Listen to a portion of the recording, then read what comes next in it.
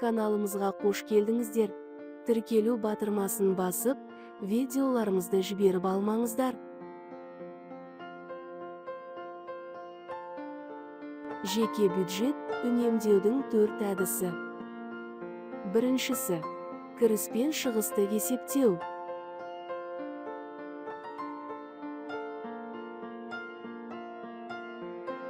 Екіншісі, акциялар, сатылымдар, жеңілдіктер.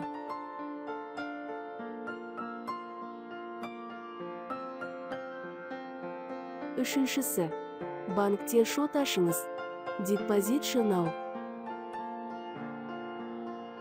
Төртінші, қарызсыз өмір.